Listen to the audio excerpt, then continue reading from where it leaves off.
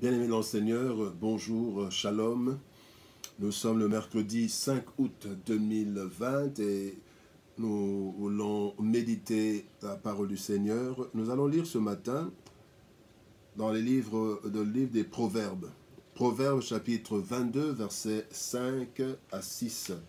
Proverbes 22, versets 5 à 6. Nous lisons dans la version Louis II. Il est écrit « Des épines, des pièges sont la voie de l'homme pervers. Celui qui garde son âme s'en éloigne. Instruis l'enfant selon la voie qu'il doit suivre, et quand il sera vieux, il ne s'en détournera pas. » Particulièrement ce matin, nous voulons lire encore une autre version, la Bible du Semeur, où il est dit « Le chemin des hommes corrompus est parsemé d'épines et de pièges. Qui veut préserver sa vie s'en tiendra éloigné. Apprends à l'enfant le chemin qu'il doit suivre. Même quand il sera vieux, il n'en déviera point. » Bien-aimés, la Bible nous renseigne dans 2 Timothée chapitre 3, versets 1 à 8 à 6, que les derniers temps seront des temps difficiles. Des temps difficiles où la charité va diminuer, où les gens aimeront la perversité, seront rebelles aux parents, les hommes aimeront le plaisir plus que Dieu, et plusieurs choses qui montrent que les derniers jours sont déjà des jours pas très belles, pas très beaux à vivre.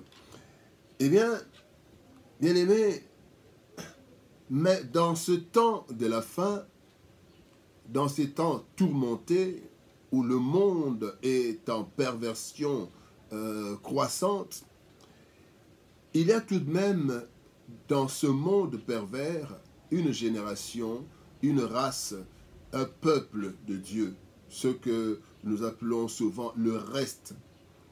Et cela était le cas même du temps d'Élie. Élie, dans 1 Roi chapitre 19, verset 14, il dit ceci: « J'ai déployé mon zèle pour l'Éternel des armées, car les enfants d'Israël ont abandonné ton alliance, ils ont renversé tes autels, ils ont tué par l'épée tes prophètes, je suis resté moi seul. » Donc, Élie estimait qu'il était resté seul, qui craignait Dieu, mais tous les enfants d'Israël avaient abandonné Dieu. Mais voici la réponse, dans la réponse de Dieu, au verset 18, Dieu dit ceci: « Mais je laisserai en Israël 7000 hommes, tous ceux qui n'ont point fléchi les genoux devant Baal et dont la bouche ne l'a point baisé. » Donc ici, Dieu parle d'un reste. Pendant que Élie disait qu'il était resté seul, Dieu apprend à Élie qu'il y avait, même s'il ne le voyait pas, mais il y avait 7000 hommes en Israël qui n'avaient pas abandonné Dieu, qui n'avaient pas fléchi le genou devant Baal et qui n'avaient pas baisé la statue de Baal, en fait. Mais alors, que faire? Bien aimé, ici, la leçon, c'est que même si le monde peut être dans la perversion, de la corruption, il y a un reste. Et bien aimé, il y a cette race intègre. Voilà pourquoi le thème de notre message, c'est « Pour une race intègre ». Une race d'hommes et de femmes intègres. Bien aimé, mais que faire pour qu'il y ait une race d'hommes et de femmes intègres dans cette génération perverse? Les Proverbes 22 que nous avons lus, versets 5 et 6, nous donnent une piste. Nous voulons voir d'abord ce que le Proverbe dit à propos des deux chemins. Il y a deux chemins. Il y a le chemin de la corruption et le chemin de l'intégrité. Le chemin à suivre. Et sur le chemin de l'intégrité, de la corruption, la Bible dit: « Le chemin des hommes corrompus est parsemé d'épines et de pièges. » Et donc, c'est un chemin périlleux, un chemin mauvais. Ce chemin amène à la destruction et de ceux qui l'empruntent et de ceux qui sont liés à ces personnes. Le mal que pose un homme a de nombreuses victimes collatérales. Le mal que pose un homme qui est corrompu ne le détruit pas seul, mais il y a la famille, il y a la société, il y a même les descendances, la descendance, les générations suivantes peuvent être détruites à cause de l'inconscience et de la méchanceté d'un homme, d'une femme. Et d'ailleurs, la Bible dit dans le Proverbe chapitre 29, partie B, la Bible dit, quand le méchant domine, le peuple gémit.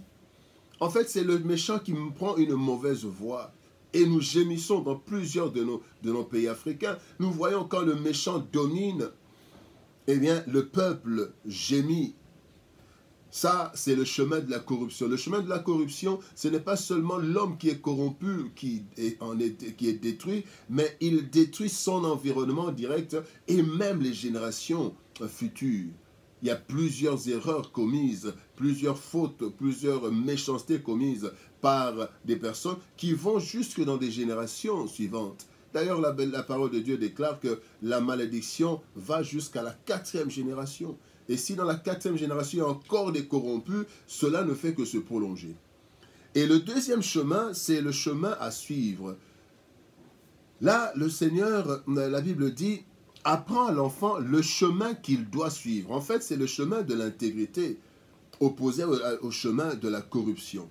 Et le chemin de l'intégrité, c'est le chemin des valeurs, le chemin des vertus.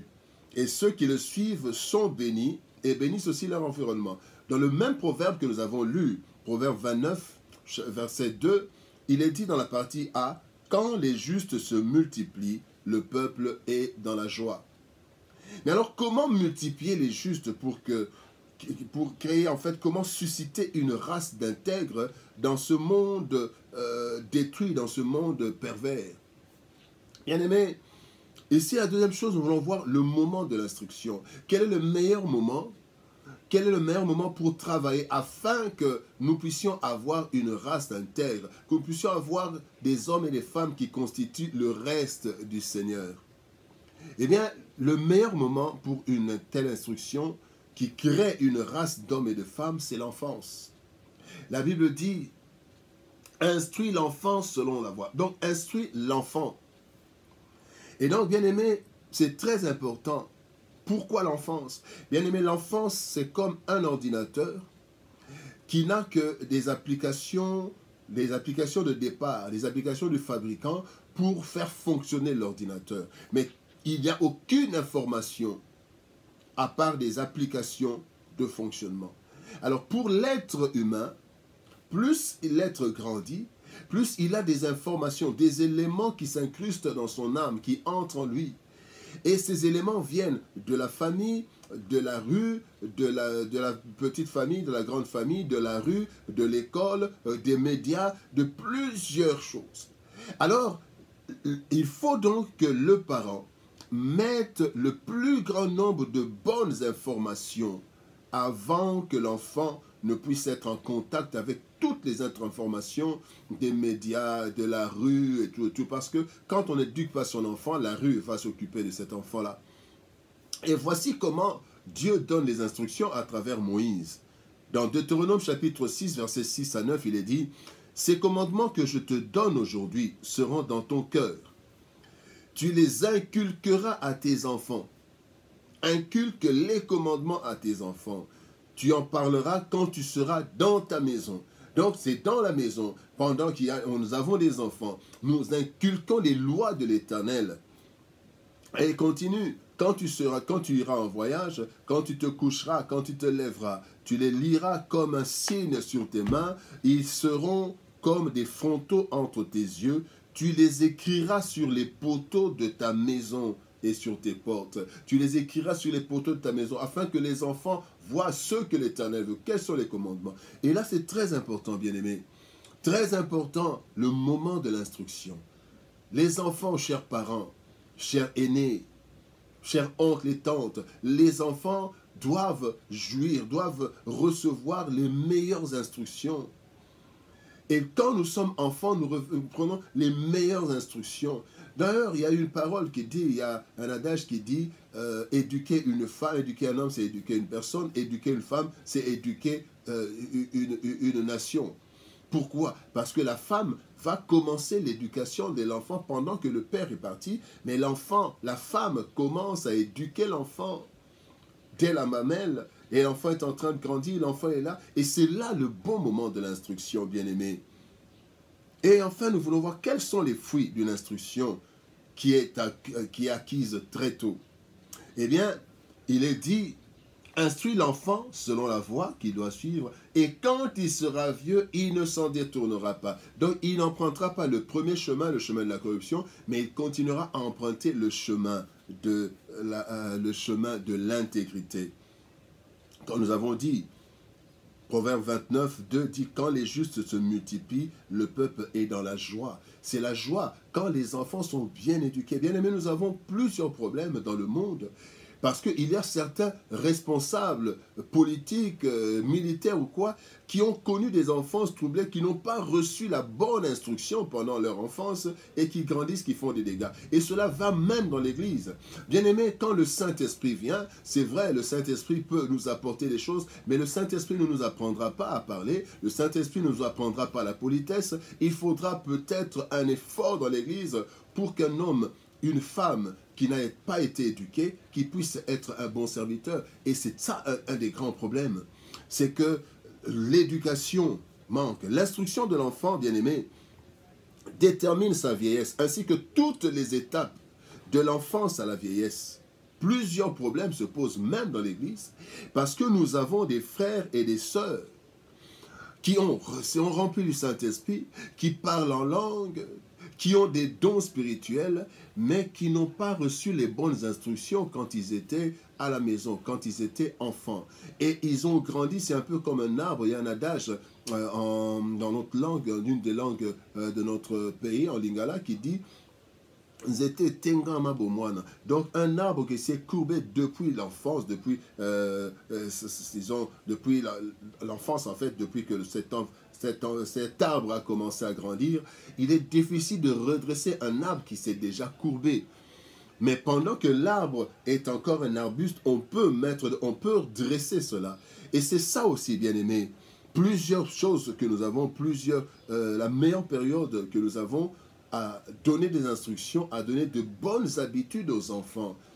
Bien aimé, un enfant à qui on n'a pas dit de voler, un enfant qui commence à voler dès la maison de son père, de sa mère, et quand on n'a pas fait d'effort, eh bien ça deviendra demain un ministre, un président, un responsable qui va continuer avec ses mauvaises habitudes parce qu'il les a prises de la maison. Quand le parent lui-même est en train de voler, d'injurier, de faire des choses impossibles, les enfants copient cela, ce sont des habitudes, et quand cette personne deviendra pasteur, deviendra prophète, deviendra président, deviendra député. C'est comme ça que nous voyons des députés se battre comme des enfants. C'est pour ça que nous voyons des responsables faire sortir de leur bouche des insanités, des choses même sur Internet, des choses impensables. C'est à cause du manque d'instruction pendant qu'ils étaient enfants.